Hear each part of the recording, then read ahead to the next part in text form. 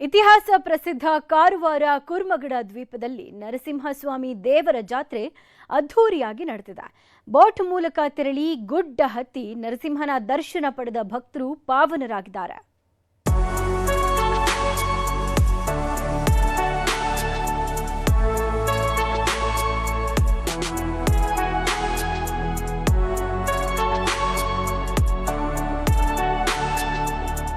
ಹಾಯಿಸಿದಷ್ಟು ನೀಲಿ ಸಮುದ್ರ, ಆರಾಧ್ಯ ದೇವ ನರಸಿಂಹಸ್ವಾಮಿಯ ದರ್ಶನ ಪಡೆಯಲು ಗುಡ್ಡ ಹತ್ತುತ್ತಿರುವ ಭಕ್ತರು, ಬಿರು ಬಿಸಿಲಿನಲ್ಲೂ ಸಾಲಾಗಿ ನಿಂತಿರುವ ಭಕ್ತರು.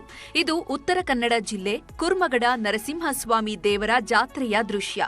ಪ್ರತಿ ವರ್ಷದಂತೆ ಈ ವರ್ಷ ಕೂಡ ನರಸಿಂಹ ದೇವರ ಜಾತ್ರೆ ಅದ್ಧೂರಿಯಾಗಿ ನಡೆದಿದ್ದು, ಸಾವಿರಾರು ಭಕ್ತರು ನರಸಿಂಹ ದೇವರನ್ನ ಕುರ್ಮಗಡ ಐಲ್ಯಾಂಡ್ಗೆ ಕರೆತಂದ್ರು.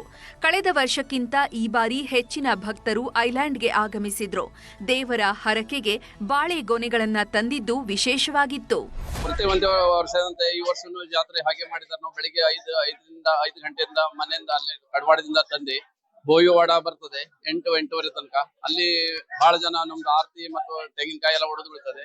ಪೂಜೆ ಪುನಸ್ಕಾರ ಮಾಡಿ ಅಲ್ಲಿಂದ ಸಾಧಾರಣ 9 ಗಂಟೆ ಬಿಟ್ಟದ್ದು ಇಲ್ಲ 10 ಗಂಟೆ ಬಂದ್ಬಿಡ್ತದೆ.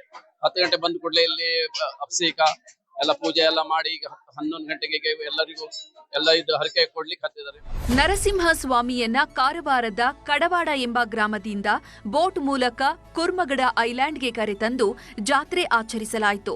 ಕಾರವಾರದ 4-5 ಕಡೆಯಿಂದ ಭಕ್ತರನ್ನ ಹೊತ್ತು ತರಲು ಬೋಟ್ ಮತ್ತು ದೋಣಿಯ ವ್ಯವಸ್ಥೆ ಮಾಡಲಾಗಿತ್ತು. ಕರಾವಳಿ ಕಾವಲು ಪಡೆ ಪೊಲೀಸರು ಕೂಡ ಭಕ್ತರನ್ನ ಕರೆತರುವಲ್ಲಿ ಶ್ರಮಿಸಿದ್ದಾರೆ.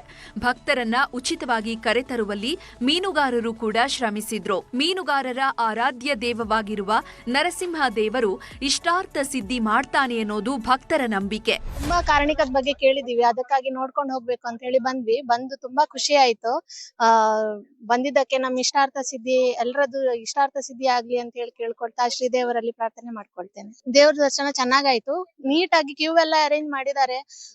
ಏನು ಕಷ್ಟ ಆಗದಾಗೆಲ್ಲ ಪೊಲೀಸ್ನವರು ಇಲ್ಲಿಯ ಲೋಕಲ್ ಜನರೆಲ್ಲ ಚೆನ್ನಾಗಿ ಸಹಕಾರ ಮಾಡಿದ್ರು. ಹಾಗಾಗಿ ಒಂದ್ ದೇವ್ರ ಚೆನ್ನಾಗಿ ದರ್ಶನ ಆಗಿ ಬರೋ ತರ ಆಯ್ತು. ಒಟ್ಟಾರೆ ನಡುಗಡ್ಡೆಯಲ್ಲಿರುವಂತಹ ಕುರ್ಮಗಡ ನರಸಿಂಹ ದೇವರ ಜಾತ್ರೆ ಅದ್ಧೂರಿಯಾಗಿ ನಡೆದಿದ್ದು, ಭಕ್ತರು ಸುರಕ್ಷಿತವಾಗಿ ವಾಪಸ್ಸಾಗಿದ್ದಾರೆ. ದರ್ಶನ್ ನಾಯ್ಕ್, ನ್ಯೂಸ್ 18 ಕಾರವಾರ.